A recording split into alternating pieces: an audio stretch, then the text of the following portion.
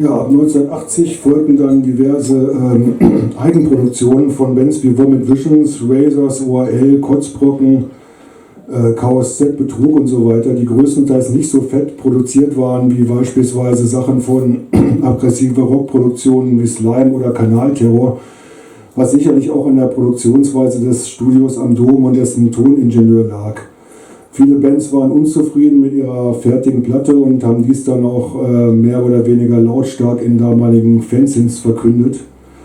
Irgendwann hat sich Herbert Egold dann an sogenannten Exoten-Punk rangewagt und Lizenzplatten von Skandinavien-Bands wie Appendix, Recitit und Herbert Kedert veröffentlicht.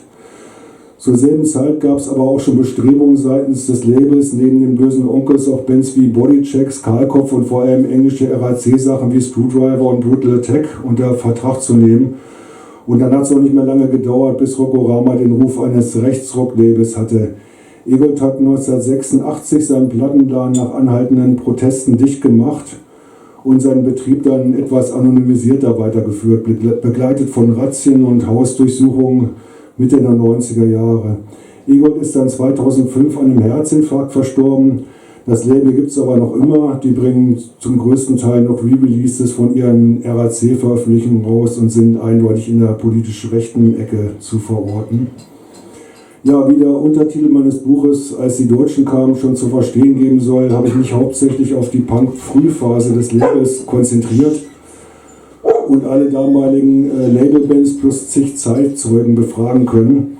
Es gibt aber auch ein längeres Kapitel, in dem die Entwicklung hin bis zum Rechtsrock und auch die spätere Labelphase chronologisch beleuchtet wird. Ja, chronologisch möchte ich auch heute Abend die Lesung gestalten, das heißt, ich fange mal mit der Frühphase an. Herbert Egold hat ja 1972 den elterlichen Malerbetrieb übernommen und zu der Zeit schon das nötige Kleingeld gehabt, um sich massig Platten zuzulegen und damit auch Handel zu betreiben. So schaltet er bereits 1977 in der Zeitschrift Sounds Kleinanzeigen und verweist auf seine Vertriebsliste mit Rock'n'Roll und Punkrock-Platten, wo sich dann so Sachen von Bill Haley, Chuck Berry, aber auch natürlich Ramones, Sex Pistols, Eddie and the Hot Rods, Saints, Gorillaz und Damned wiederfinden.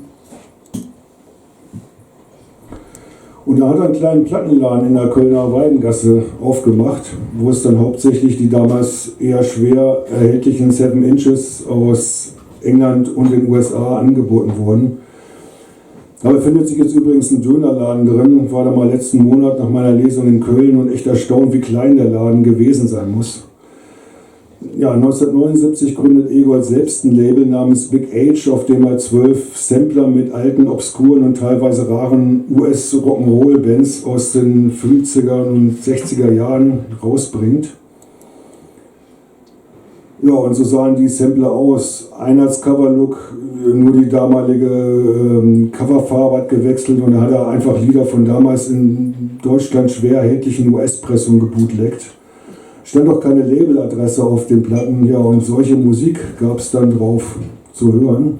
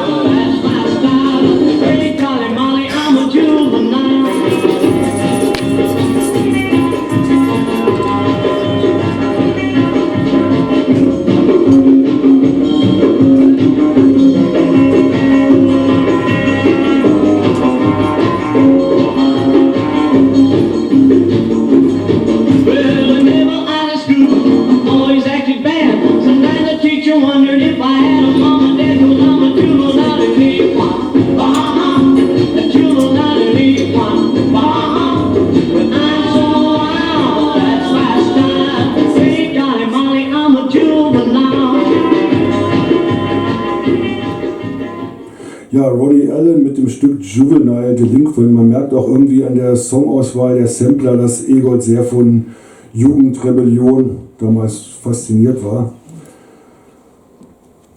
Im April 1980 erschien dann dieses Machwerk, Vomit Visions, Punks Are the Old Farts of Today, die erste Rockorama-Produktion. Das Bild zeigt übrigens einen Flyer von 1980. Die Band stammt aus dem Frankfurter Raum, ist nie live aufgetreten. Die Typen waren Plattensammler und schon im Herbst 78 bei Egold im Plattenladen haben die Mucke in ihrem eigenen Kellerstudio aufgenommen und Egold hat die Aufnahme dann im Tonstudio 65 in Köln mastern lassen. Ja, und das war dann das Ergebnis.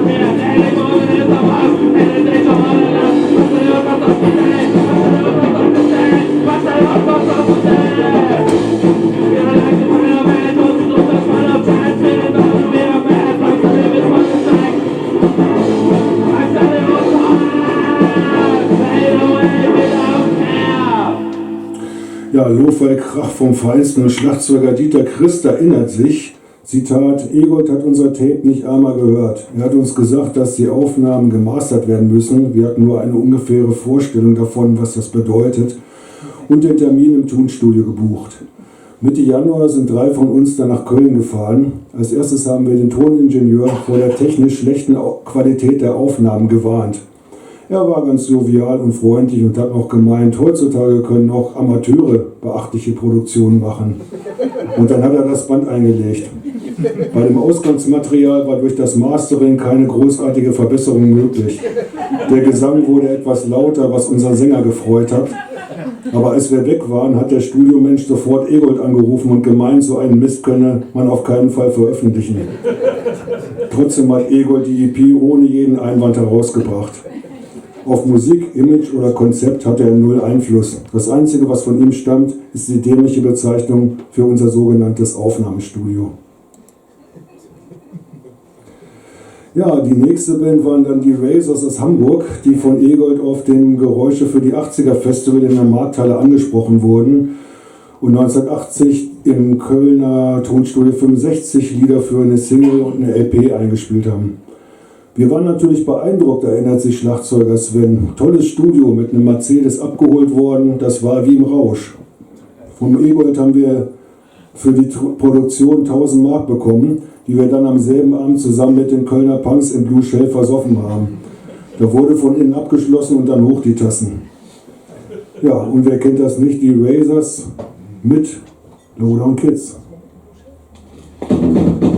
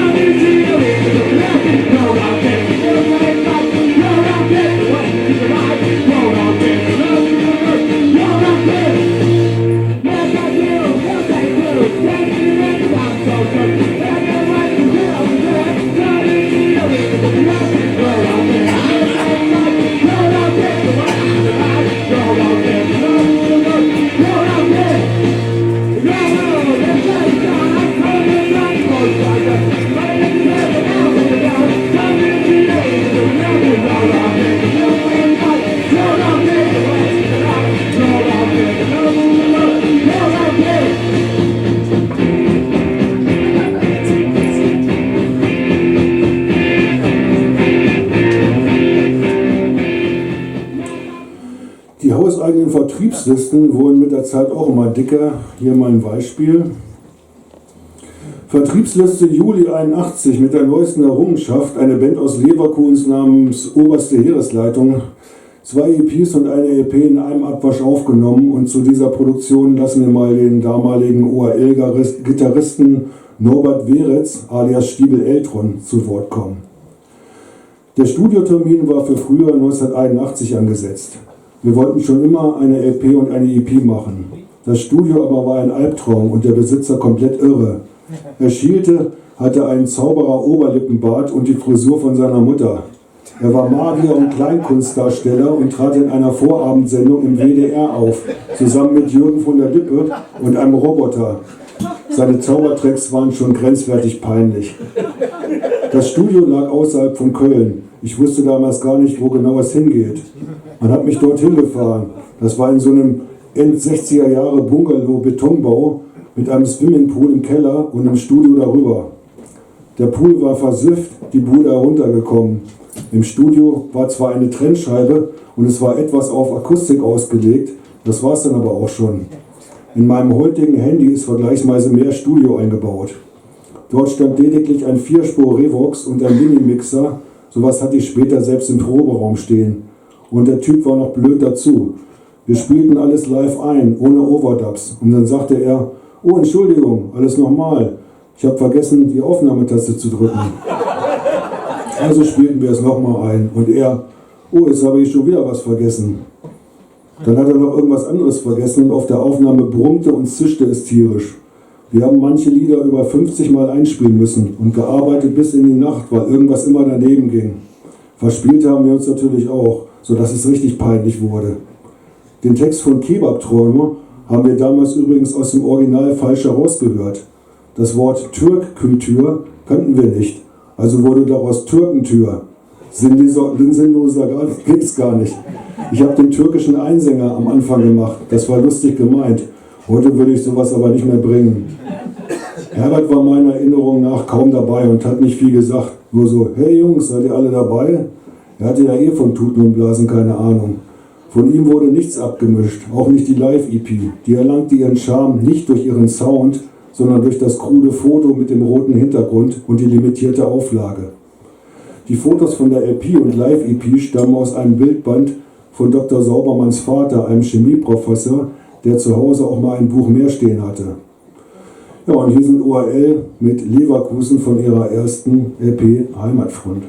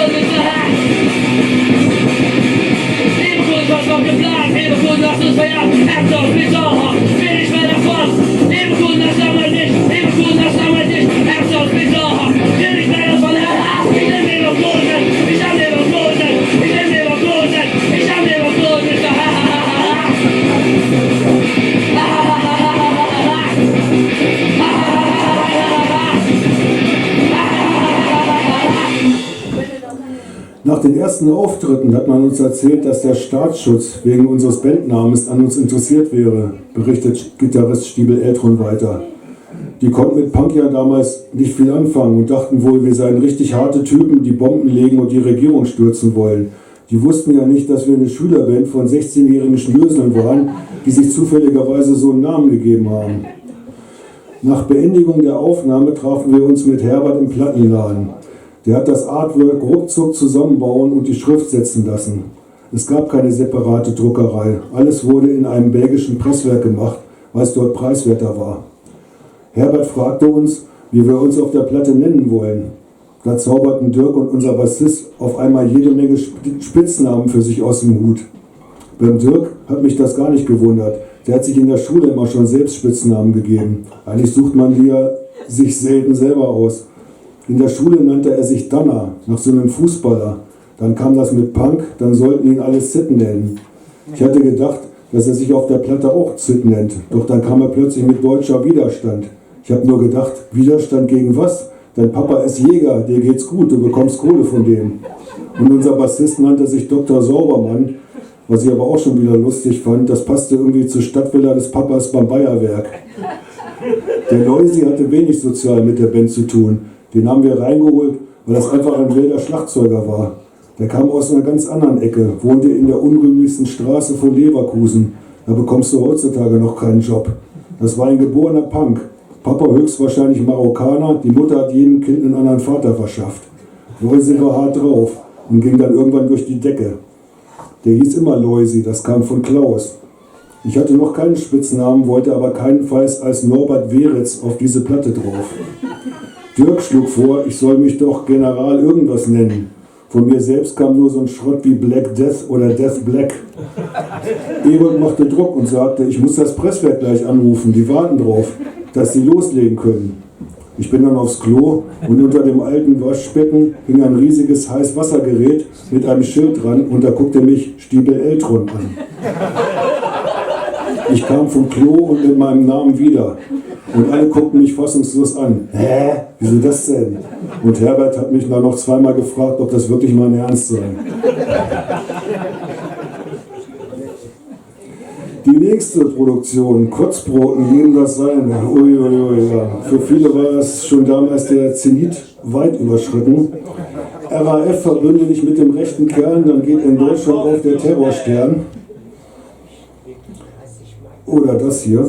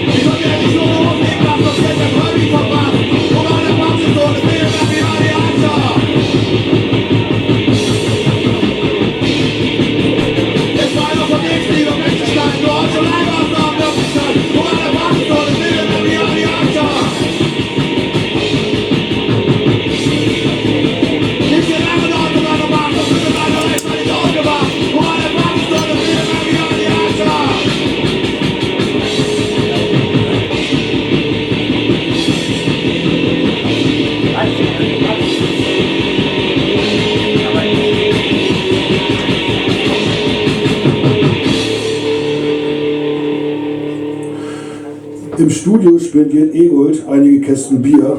Zum Zeitpunkt der Aufnahme ist die Band schon ziemlich besoffen. Eine sehr umstrittene Band und wie Kalle Stille später auf dem Beiblatt zum Punkrock BRD Volume 2 Sampler bemerkt, Zitat, Punkrock in der Ursprungsform, auch wenn es mit dem zweiten Akkord nicht immer so ganz hingehauen hat. Im März 1982 gibt es dann den ersten hauseigenen Sampler. Die Deutschen kommen, der Köln-Leverkusen-Sampler mit Versager, ORL, Der Fluch, Kotzbrocken und Stoßtrupp. Ingo Ost, Schlagzeuger bei Versager und etwas später bei ORL, erinnert sich. Ich war damals im zarten Alter von 16 an einem Samstagabend, wie so oft in Blue Shell, wo sich zu der Zeit die Kölner Punkszene traf, wo unter anderem auch Axel, Peter und die anderen Kotzbrocken abhingen. Ich hatte erst ein paar Wochen vorher angefangen, Schlagzeug zu spielen, habe jedenfalls ziemlich viel geübt und an jedem Abend bekam ich mit, wie Eagle und Little Joe sich unterhielten und dabei waren, eine Band zu gründen. Eagle, gerade mal 14, hatte schon ein Jahr Gitarre gespielt, er hatte eine Art Explorer-Gitarre und Little Joe sollte dann Bassmann sein. Er hatte aber noch nie zuvor gespielt. Ich habe dann einfach gefragt, ob sie noch einen Drummer brauchen. Und das war's dann. Soweit ich mich erinnere, ist am selben Abend noch Ralf, unser erster Sänger, zu uns gestoßen. Wir haben dann ein paar Mal geprobt. Joe hat schnell festgestellt, dass er eigentlich nur die E-Seite von seinem Bass braucht. Die anderen 3 könnte man ja abmachen. Hatten ziemlich schnell ein überschaubares Set von simplen, eingängigen Songs zusammen und haben dann ca. 3 Wochen später, im Januar 1981, als Vorgruppe von den Kotzbrocken in der Sporthalle vom Humboldt-Gymnasium in der Südstadt gespielt. Einige meinten nachher, wir wären besser als der Hauptact gewesen. Nachher haben wir dann eine Zeit lang mit Versager im Keller meiner Mutter geprobt, bis immer wieder die Bullen aufgekreuzt sind, die irgendwelche spießigen Nachbarn gerufen haben. Und irgendwann hatte meine Mutter verständlicherweise auch die Schnauze voll. Danach haben wir vermutlich mal hier, mal da in irgendwelchen Jugendzentren geprobt, wo sich halt was ergeben hat. Wir hatten jedenfalls nie einen festen Proberaum mit Versager, mit ORL aber auch nicht. Irgendwie gab es dann die interne Differenzen, unter anderem zwischen Dirk Scheurig und Joe. Außerdem hatten wir keinen Proberaum mehr und somit hat sich die Band nach wenigen Monaten aufgelöst. Versagers Kontakt zu Rockorama findet über Egolts Plattenladen statt. Man traf sich dort und hörte einfach nur so Musik, auch wenn man nicht genug Kohle zum Plattenkaufen hatte, erinnert sich Ingo. Dirk Windgassen und der eine oder andere von Kotzbrocken waren halt auch öfters dort. Und irgendwie hat sich das dann ergeben, dass wir, also Versager, auch mitmachen durften bei diesem verkündeten Köln-Leverkusen-Sampler. Dass dann nachher dieser martialische Titel und dieses unsägliche Cover bei rauskommen würden, wussten wir aber im Vorfeld nicht. Jedenfalls war das am Anfang erstmal ziemlich aufregend. Keine 3 Monate als Band unterwegs und schon einen Studiotermin. Im besagten Studio haben sich dann alle getroffen und es wurde in 2 Tagen alles aufgenommen und abgemischt. ORL waren eigentlich noch in ihrer Originalbesetzung, aber der Drummer hatte 2 Tage zuvor gekündigt. Wir haben also in dieser Studiosituation nach einem Ersatzdrummer zum Einspielen der Tracks gesucht und mich dann gefragt. Ich war natürlich dabei, das war unglaublich. Wir hatten 2 bis 3 Mal die Songs im Studio geprobt und dann direkt aufgenommen. Okay, insgesamt 2 Tage Studio, was dabei soundtechnisch rausgekommen ist, ist ja bekannt. So ähnlich lief es dann auch bei den folgenden ORL-Studioterminen ab, bei denen ich dabei war. Egolt hat so und so viel Freiexemplare der Vinylscheiben versprochen und wenn mehr als 1000 verkauft würden, gäbe es so und so viel Pfennig D-Mark pro Exemplar. Einige Freiexemplare haben wir bekommen, Geld nie, auch keine Information über die Anzahl der verkauften Platten. Dann hat er versprochen, eine Industriebrache anzubieten und Proberäume für seine Schützlinge auf seine Kosten aufbauen zu lassen. Ist aber auch nie was draus geworden. Ob er uns damit auf irgendwelche Art von sich abhängig machen wollte, sei mal dahingestellt. Ich hab kein Gehirn mehr, mein Kopf ist völlig leer, der Doktor hat es verlangt, aber das mag keiner sehen. Hallo, ich glaub, ich hab kein Gehirn. Hey, hey, hey, hey, hallo, ich glaub, ich hab kein Gehirn. Hey, hey, wir in dem Krankenhaus, und man hat die Zähne aus, kann man den Unterschied, kann es von außen sehen. Hallo, ich glaub, ich hab kein Gehirn. Hey, hey, hey, hey, hallo, ich glaub, ich hab kein Gehirn. Hey, hey.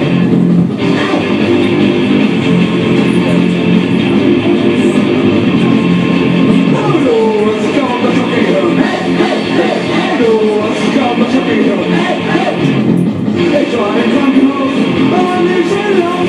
Keiner merkt den Unterschied, keiner ist von außen sehen. Oh, du hast kaum das Schocke gehört. Hey, hey, hey, hey, du hast kaum das Schocke gehört. Hey, hey. Ich hab viel Erfolg bekommen, was ich einmal in Hand höre. Aber Menschen lieben mich, das ist so blöd. Oh, du hast kaum das Schocke gehört. Hey, hey, hey, hey, du hast kaum das Schocke gehört. Hey, hey.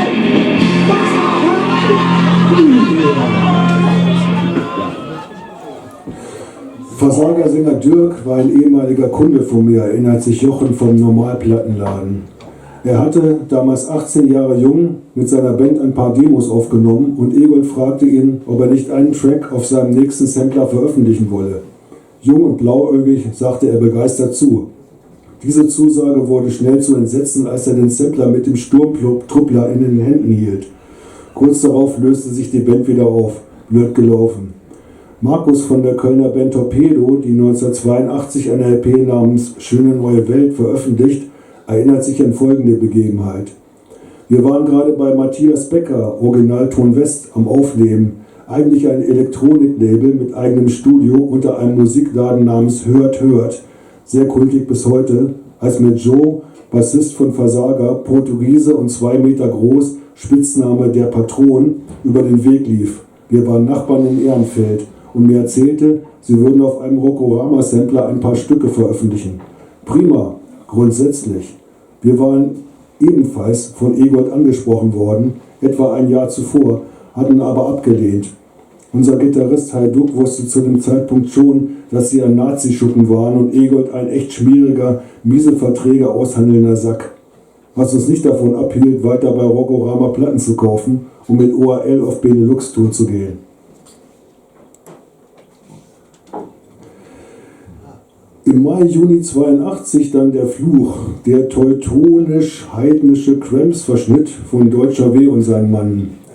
Das Bild zeigt übrigens eine Retro-Anzeige, geschaltet in der Spex im Dezember 84, da Egold die Band als Deutschlands erste Supergruppe der neuen deutschen Welle angekündigt hatte. Und der alte Rock'n'Roller soll davon auch sehr angetan gewesen sein.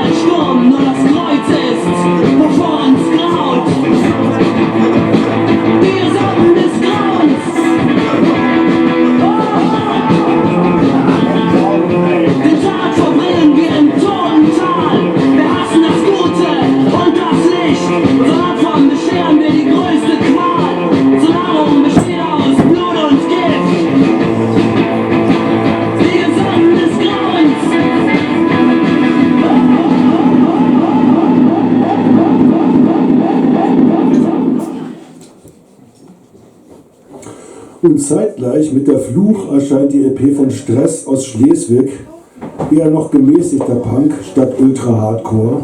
Nee, jetzt nicht.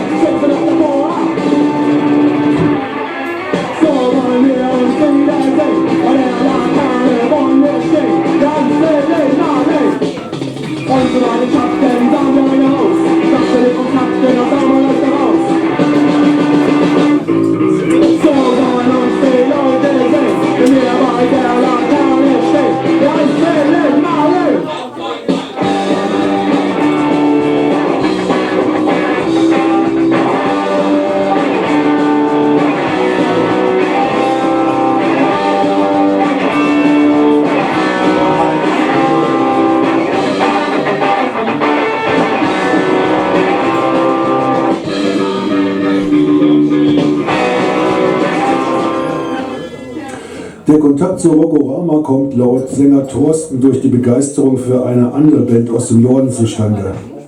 Wir standen damals total auf die Razors aus Hamburg und die haben ja vor uns eine Platte auf dem Label veröffentlicht.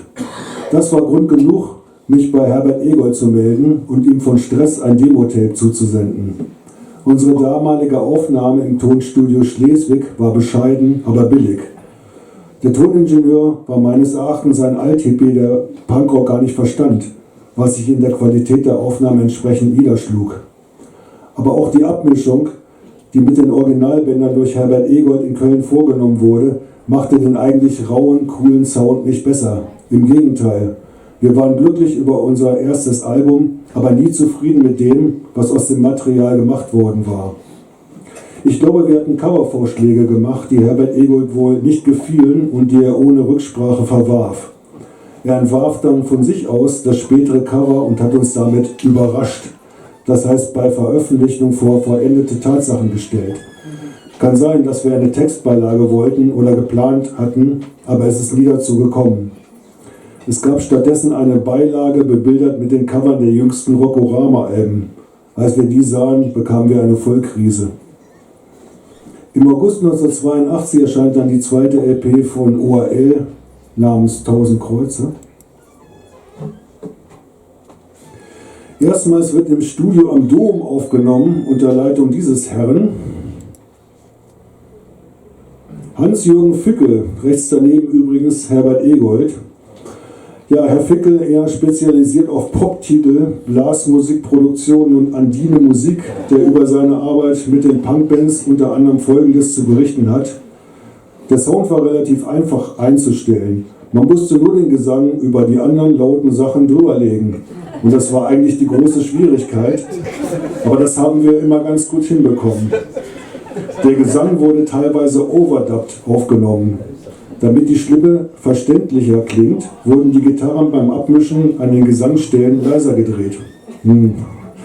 Was man vor allem sehr gut bei der Stoßtrupp-LP hören kann.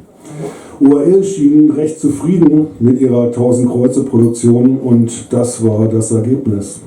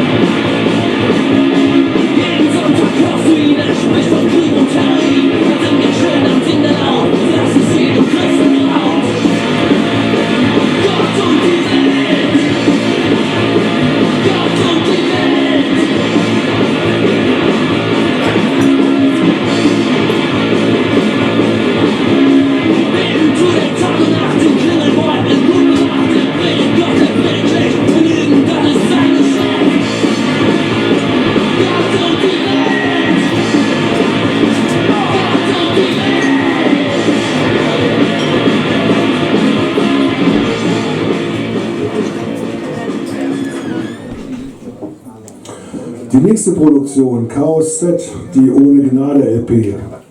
Mit dem Ultra-Hardcore-Siegel, übrigens keine Idee von Egold, sondern von Mülleimer-Chef Thomas Ziegler und nicht, wie oft vermutet, aufgenommen im Studio am Dom, sondern im Mülltonstudio bei Stuttgart, wo auch Normal ihre ersten Sachen eingespielt haben.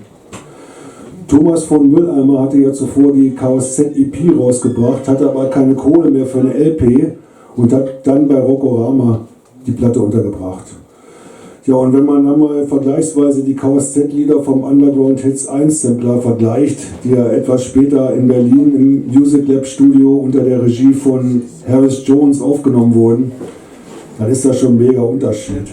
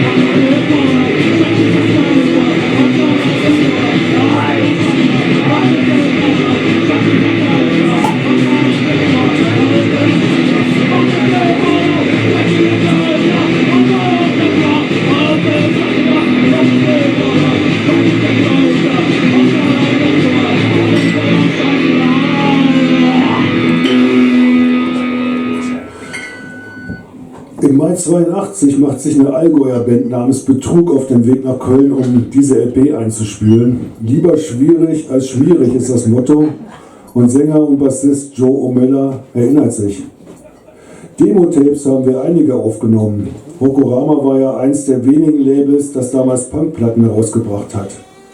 Nach der Veröffentlichung der ersten ORL-Platte, die ich scheiße fand, schrieb ich an Egold, dass wenn er so einen Mist verlegen würde, er uns auch herausbringen könne.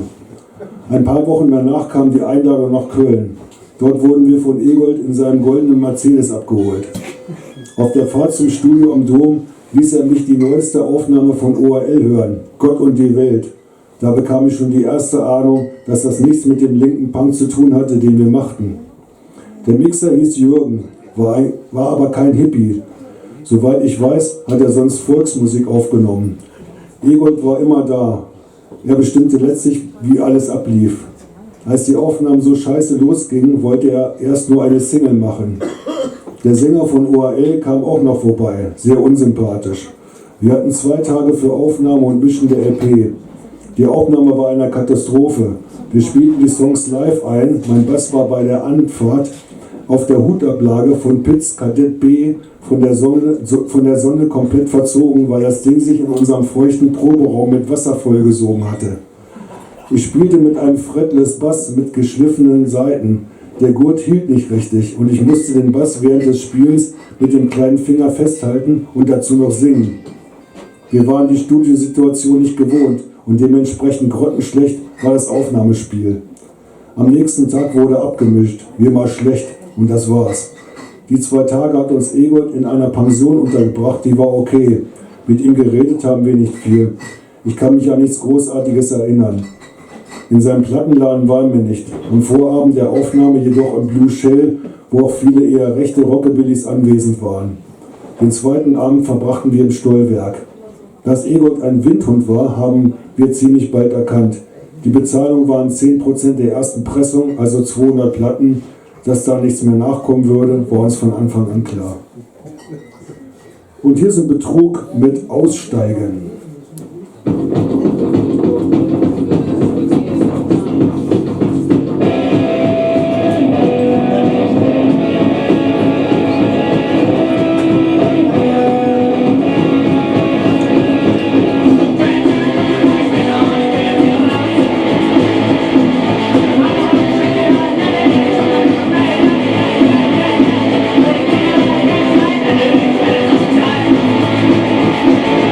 It's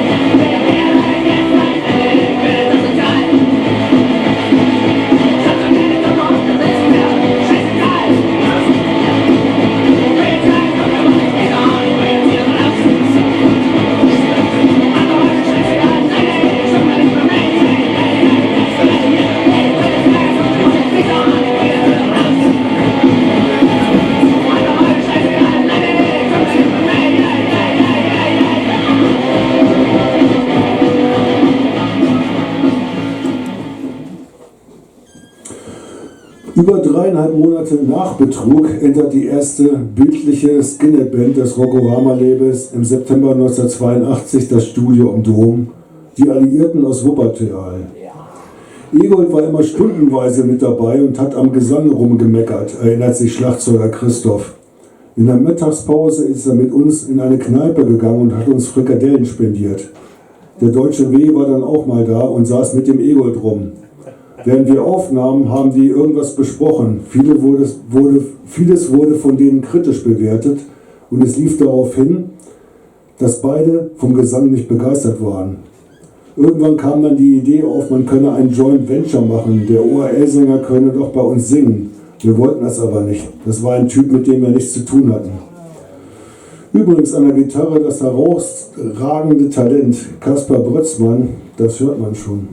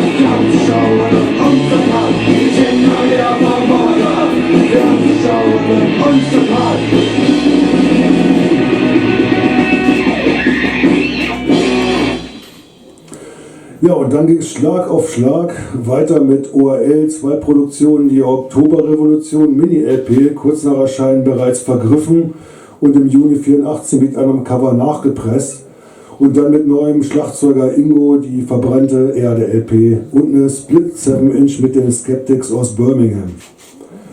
Rokorama übernahm alle Kosten, also fuhren wir nach Köln und verbrachten 3 Tage im Studio am Dom, wo die Band Fashion auch ihr Album Fabrik eingespielt hat, berichtet Skeptics Gitarrist Fisch, der später auch bei Discharge zu ihrer Grave New World Phase mitgespielt hat. Die Studioaufnahme lief von Anfang bis Ende im Eiltempo ab. Wir mussten die letzten paar Songs beim Hauptgesang belassen, weil wir keine Zeit mehr hatten. Mit dem Toningenieur haben wir kaum gesprochen. Wir hatten den Eindruck, dass er sauer war, weil Snotti an seinem Gesangspart noch herumfeilen musste. Herbert hatte keinen Einfluss auf den Aufnahmeprozess.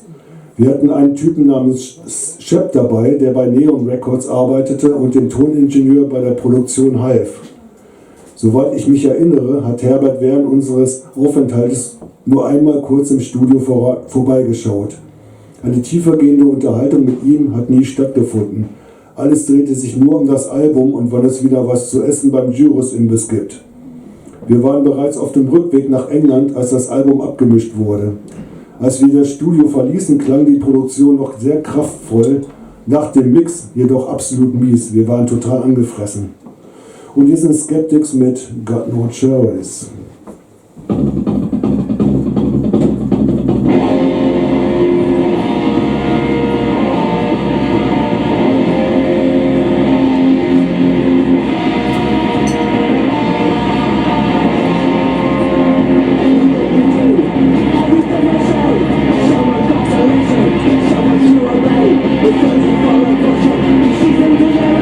When I was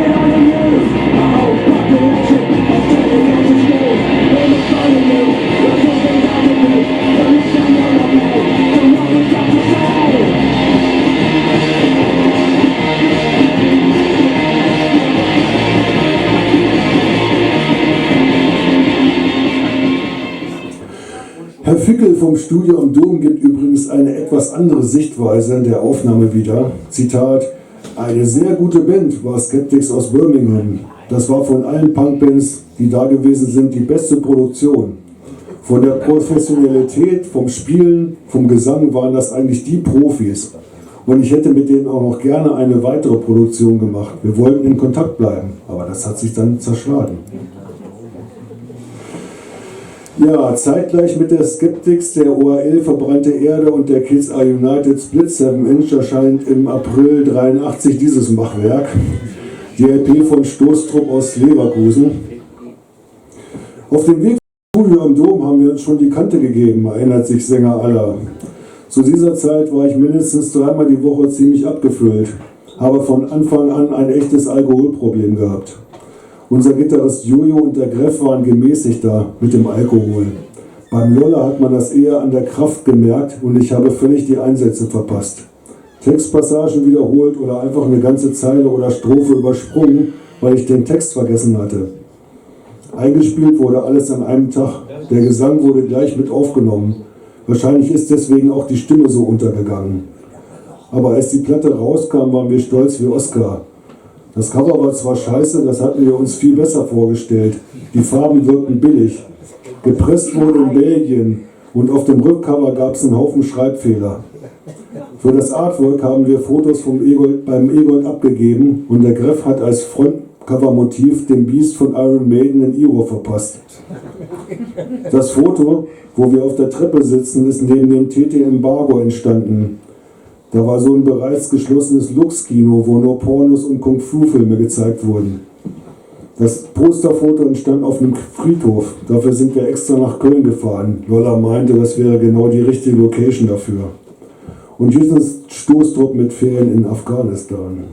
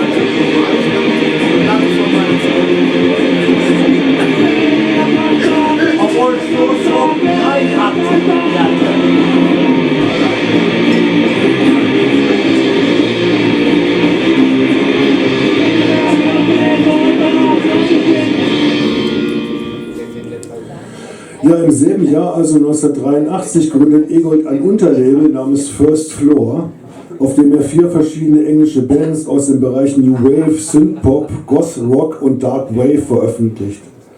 They Must Be Russians, Saigon, Release the Bats und die nicht unumstrittenen Above the Ruins, ein kurzlebiges Projekt von Crisis und Death in June Bassisten Tony Wakeford. Die musikalischen Zeichen standen auf Veränderungen. In England setzten viele Punkbands der 82er-Welle verstärkt auf New Wave. Um mal so einen Eindruck vom Musikstil zu bekommen, gibt es jetzt einen Ausschnitt vom Song Designed to Mislead You der Boltoner Band Release the Bats.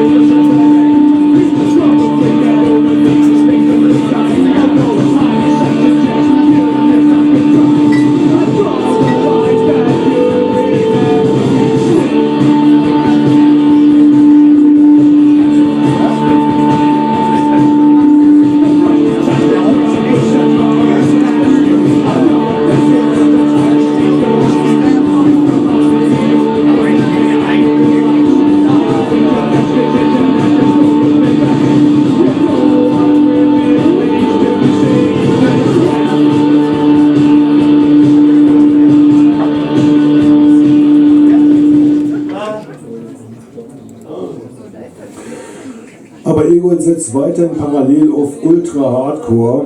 Mitte 1983 dann die volle Lärmattacken-Breitseite aus Kaufbeuren, Vorkriegsphase hier zu hören mit Geld für Waffen.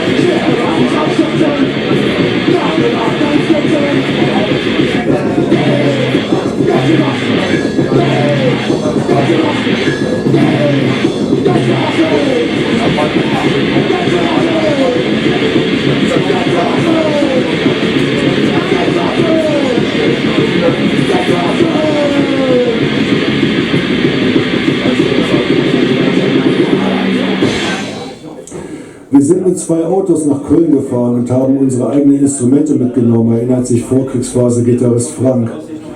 Dort haben wir Egold angetroffen und sind dann zur Absteige Nord-Süd-Hotel gefahren. Auf uns hat er einen ziemlich harten Eindruck gemacht, so in Richtung Zuhälter oder Drogendealer. Und wir haben uns spaßeshalber vorgestellt, dass er viele Punkplatten verkauft haben muss, um sich einen 500er Mercedes leisten zu können. Ich kann mich noch an seine Cowboy-Stiefel und den Lemmy-Style-Bart erinnern. Er war, glaube ich, in Leder gekleidet. Das horizontale Hotel hat genau dazu gepasst.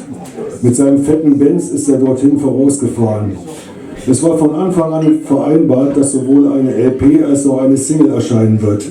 Welche Songs auf die Single kommen, konnten wir entscheiden. Ebenso, welches Artwork verwendet wird. Laut Vertrag gab es 200 LPs für uns, von den Singles schätzungsweise 50. Die Plattenaufnahme ist in Köln anfangs gut verlaufen. Beim Abmischen waren wir ja nicht mehr dabei. Die Gitarre ist überverzerrt und rauschig geworden. Und das war von uns nicht so beabsichtigt. Das Demo-Tape vom Proberaum klingt tatsächlich besser als diese Aufnahme. So, kommen wir zur nächsten Produktion. Wer möchte es erraten? Was ist die nächste Produktion gewesen? Weiß das jemand? Fast. Dann kann es ja nur noch sein. Immer, nee, mehr später. Mut aus Flaschen, wahlweise auch Mangopflücker aus Freude oder marxistische Arbeiterfront. Du stinkst!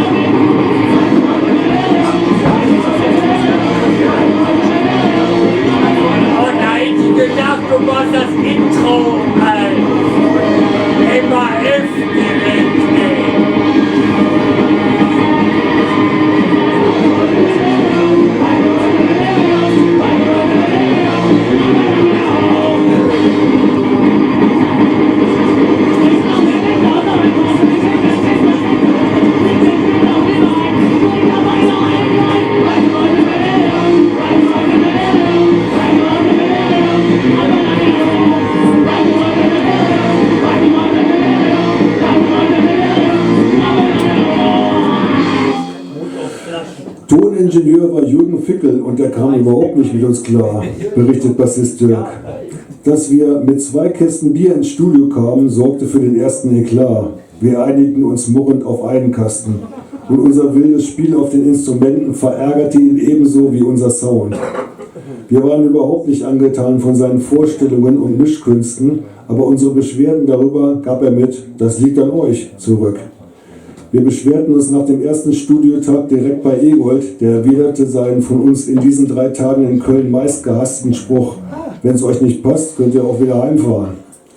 Schließlich wäre Fickel nun mal der Ingenieur und auch der beste Mann für die Sache. Viel Erfahrung und so weiter. Wir schluckten den Klops. Wie gesagt, wir waren jung und dumm und ständig besoffen. Noch schlimmer wurde es am zweiten Tag beim Abmischen. Wir lagen uns eigentlich dauerhaft mit Fickel in den Haaren. Egold war kurz im Studio, war wenig überrascht und auf Fickels Seite und drückte uns natürlich, wenn es euch nicht passt, rein. Schon auf der Rückfahrt aus Köln wurden wir immer wütender, wie wir behandelt worden sind. Wir hätten wieder fahren sollen. Dann hätten wir keine Platte gemacht. Das ist doch Erpressung. 100 Platten ist ja wohl ein Witz. Wenn die so klingt wie beim Abmischen, will ich die nicht hören. Diese arrogante Mischer und so weiter. Da ich damals gut in der Fanzine-Szene vernetzt war, entschlossen wir uns, das Erlebte zu teilen und damit auch andere Bands zu warnen, die wie wir jung, dumm, im Sinne von unerfahren und ständig besoffen waren. Gesagt, getan. Text aufgesetzt und an mindestens 1 Dutzend mir bekannter Fanzines geschickt. So edel die Absicht, so dumm der Zeitpunkt. Wir hätten bis nach der Plattenveröffentlichung warten sollen. Offensichtlich ging die Fanzine-Geschichte nicht unbemerkt an Egold vorbei. Über unsere Bestrafung erfuhr ich per Telefon an einem Abend im Herbst 83, als Thomas Ziegler von Mülleimer Records sich bei mir meldete. Dirk, was ist denn mit eurer Platte passiert? Habe gerade ein Exemplar in den Händen, das ich von Egold geschickt bekommen habe. Unsere Platte ist raus? Wieso passiert? Was ist damit? Fragte ich erschüttert. Thomas erzählte von einem gezeichneten Cover, nicht existentem Textblatt und dickem Dank an Rokorama-Logo. Ich flehte ihn an, mir die Platte direkt zu schicken. Der Schock saß tief. Am übernächsten Tag kam der Karton von Thomas. Der Schock wich dem Hass. Statt unserem ursprünglich geplanten Cover und Titel Bomben über Deutschland hatte Egold eine Zeichnung aus dem Comicheft Mad entnommen. Es handelte sich in dieser Mad-Karikatur um Karl Malden in seiner Rolle als Lieutenant Mike Stone in die Straßen von San Francisco. Zeichner ist, glaube ich, Dave Berg. Ein Freund hat Jahre später das Bild in dem Comic entdeckt. Bis dahin hatten wir auch gerätselt. In die Sprechblase hatte Egold sinnigerweise unseren Songtitel Hau ab gesetzt. Mut aus Flaschen, hau ab. Die Botschaft war angekommen. Textblatt war nicht, Dankesliste ersatzlos gestrichen. Ach halt, nein, er hatte auf die Rückseite tatsächlich noch fett ein Dank an Rokorama gesetzt. Ja, und nun zu Brutal Verschimmelt, die ja schon diesen Oktober hier live zu Gast waren. Wir haben uns an der Autobahn getroffen, da waren wir schon erstaunt, denn diesen Punk-Mail-Order-Großmogul Egold hatten wir uns ganz anders vorgestellt, erinnert sich Bassist Carlo. In Köln empfing uns ein schmieriger Mercedes-Fahrer vom Typus 70er Jahre Zuhälter und steckte uns zum Übernachten ins Nord-Süd-Hotel hinter dem Bahnhof. Dort standen wir etwas sprachlos einer Concierge im Stile Lilo Wanders an der Rezeption gegenüber, die uns Kids mit „Na ihr Süßen" begrüßte. In der Nacht stellte sich der Laden anhand der Geräuschkulisse als Stundenhotel heraus. Am nächsten Morgen führte Egold uns ins Studio am Dom. Es ging einen Keller runter, vorbei an Covern von Nena und Bab. Da dachten wir, holla, das wird eine ganz feine Sache hier, wir werden Stars. Von Studios hatten wir keine Ahnung. Da konnten wir die Technik oder den Mixer auch nicht abschätzen.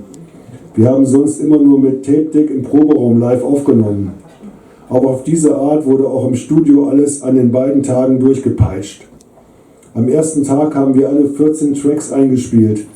Zwei sollten für Sampler sein, wurden unseres Wissens nie veröffentlicht und nie mehr gesehen. Und am zweiten Tag mussten alle Gesänge und Gitarren-Overdubs gemacht werden. Da Solos nicht zur Kernkompetenz von Bernhard gehörten, war das unter dem Zeitdruck eine Tortur für ihn. Der Mixer und er waren dann total angefressen. Mit Egold haben wir am ersten Abend und Morgen kaum gesprochen und im Studio, dann haben wir ihn nie wieder gesehen.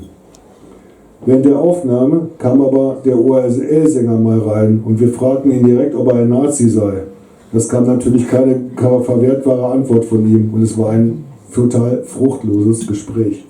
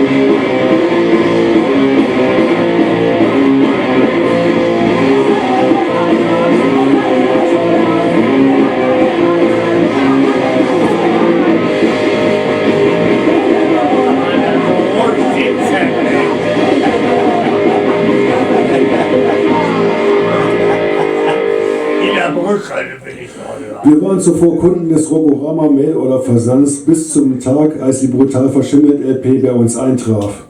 Da waren wir entsetzt wegen des Covermotivs mit dem Hackbeil Iro Totenschädel und dem Monstertier.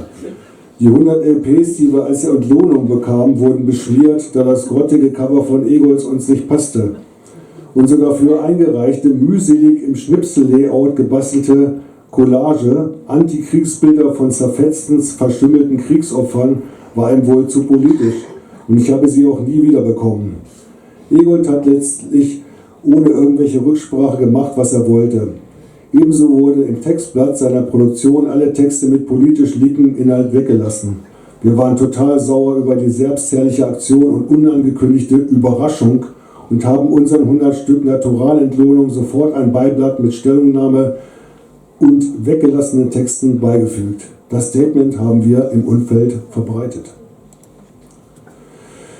Ja, zur selben Zeit hatte Egold schon intensiveren Kontakt zum finnischen Propaganda-Records-Label aufgebaut und so folgten erstmals 3 von dort lizenzierte Produktionen mit anderem Cover-Artwork und dem Hinweis Rokorama Special Hardcore International auf den Frontcovern. Werbeanzeigen für die Zeitschrift Specs, die zuvor regelmäßig vom Label geschaltet wurden, finden in dieser Zeit für diese Produktion nicht statt. Der sogenannte Exotenpunk von Appendix, Reseted und Tervet Killer wird aber hierzulande begeistert aufgenommen. Peace Corps, pass it on. Peace Corps, pass it on. liebe die Szene.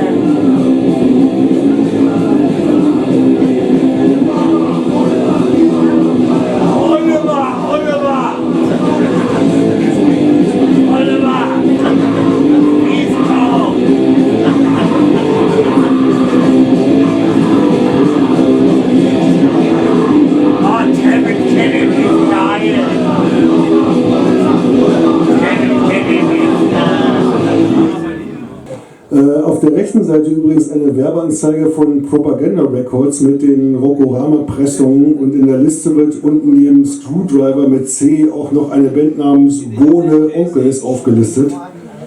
Tja, vom Deal her entpuppte sich Herr Vilenius von Propaganda Records als nicht gerade der großzügigste und so können Bands wie Busters, Kansan Utizet und Destructions und Vaurio eigentlich froh gewesen sein, dass sie durch den Rockorama-Deal auch in anderen Ländern Gehör gefunden haben. Inmitten der Finnland-Phase dann eine weitere Produktion aus Deutschland, diesmal von den Nikotins aus Ingolstadt.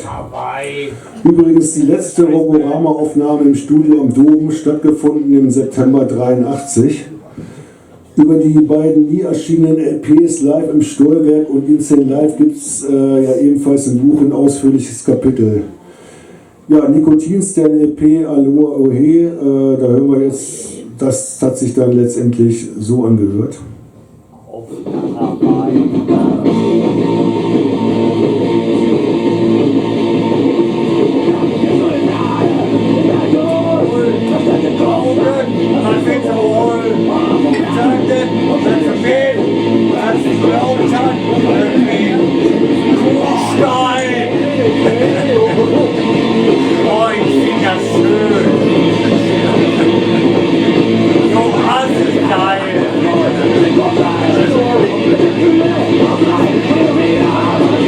Das Schönste ist, Aloha, geh auf nach Hawaii und du bist dabei. Wir fahren auf das Schiff. Vorsicht, sagt der Captain, da vorne ist ein Riff.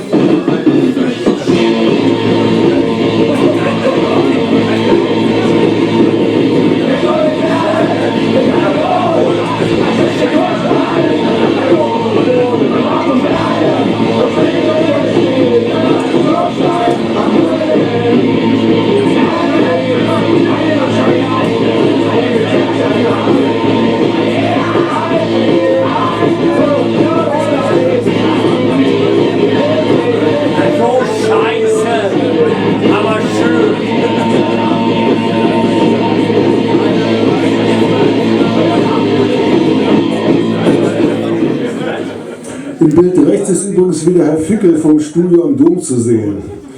Wir haben in 10 Stunden alles eingespielt und eingesungen, erinnert sich Schlagzeuger Ted Gerold. Alle Instrumente zusammen, Gesang extra, maximal 3 Takes pro Song, eher weniger. Der Tontechniker hatte von Hardcore offenbar keinen blassen Schimmer, sondern kam aus irgendeiner anderen Ecke. Ich erinnere mich noch an sein verzerrtes, ungläubiges Gesicht, als er uns beim Einspielen manch schnellerer Songs durch die Scheibe zum Aufnahmeraum anstarrte, als ob wir von einem anderen Stern wären. Sowas hatte er zuvor wohl noch nie gehört. Er war sicher heilfroh, als diese beiden Tage vorüber waren und er sich zu Hause eine entspannte James Last-Platte auflegen konnte. Den allgemeinen Sound hatten wir im Detail nicht so genau beachtet. Es war übrigens überwiegend schon toll, eine eigene Platte zu machen. Wir waren zwischen 18 und 21 Jahre alt, da waren wir noch sehr blauäugig, was generell eine Produktion angeht. Nach der Aufnahme sind wir bis 3 Uhr morgens ins Blue Shell zum Trinken gegangen. Der Mix fand Sonntag statt und dauerte 6 bis 7 Stunden, so klingt's leider auch. Dem Egold war alles völlig gleichgültig. Ich glaube, wir haben ihn gar nicht mehr gesehen, nur telefoniert und Briefkontakt gehabt. Etwa zur selben Zeit fing Herbert Egold bereits an, deutsche und englische Skinhead-Bands unter Vertrag zu nehmen und mit der 1984 erscheinenden Debüt-LP der Bösen Onkels erreichte das Label deutlich höhere Popularität als zuvor. Durch Deals mit der englischen National Front sicherte sich Egold schließlich Rechtsrockbands wie Screwdriver und Brutal Attack, die sich stets wachsender Beliebtheit erfreuten und den Labelgewinn vor allem nach der innerdeutschen Grenzöffnung in die Höhe schnellen ließen.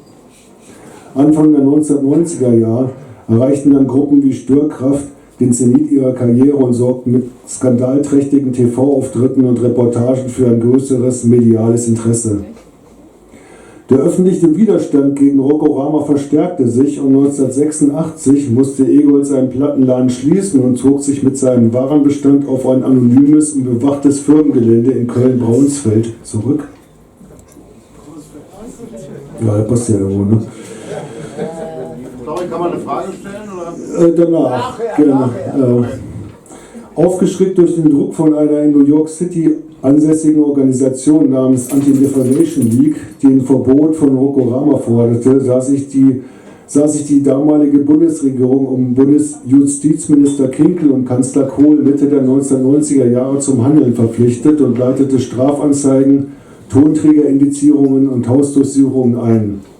Doch der medienscheue Herbert Egold fand halt immer wieder neue Wege, sich dem staatlichen Druck zu entziehen und sein Musikimperium am Laufen zu halten. Viel mehr Einzelheiten dazu natürlich im Buch und auch die Geschichte, wie es mit der Firma nach Egolds Tod weiterging. Denn das ist, finde ich, sehr spannende Sache und wichtige Sache, die bisher auch nur einigen wenigen Eingeweihten bisher bekannt gewesen war.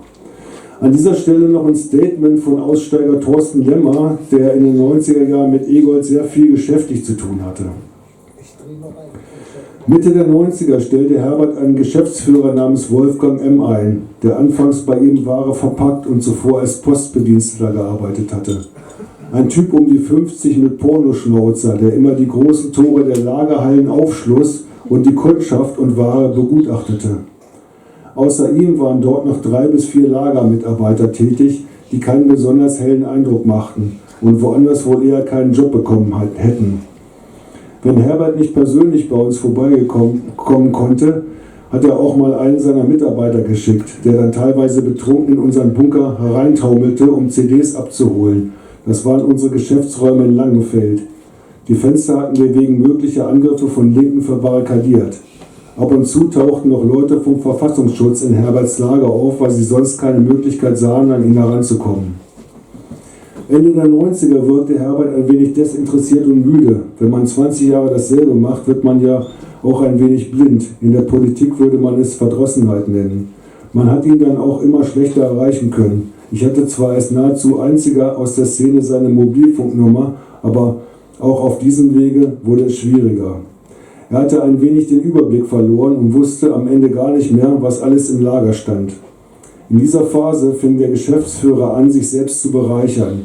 Wenn jemand vorbeikam und beispielsweise 100 CDs tauschen wollte, bot er ihm an, weitere 50 CDs gegen 100 Rokorama-CDs zu tauschen und hat sich den Gewinn selbst eingesackt, der damals beträchtlich war, denn eine CD wurde für etwa 28 D-Mark verkauft. Eines Tages vertraute Herbert mir an, dass seine Mitarbeiter ihn betrügen würden. Das hätte er schon die ganze Zeit gespürt. Unserer beider Einschätzung nach waren da zu viele CD-Exemplare im Ringtausch gelandet und der Absatzmarkt über die Händler ließ sich gut an 4 Händen abzählen. Die Diebstähle nahmen zu, also entließ er seinen Geschäftsführer und sicherte seine Brennstraße durch einen Zugangscode, sodass nur er CDs herstellen konnte. Er hat dann meist nur am Wochenende gebrannt und das musste dann für eine Woche reichen. Das war aber zu einer Zeit, als seine Umsatzstärke schon deutlich gelitten hat.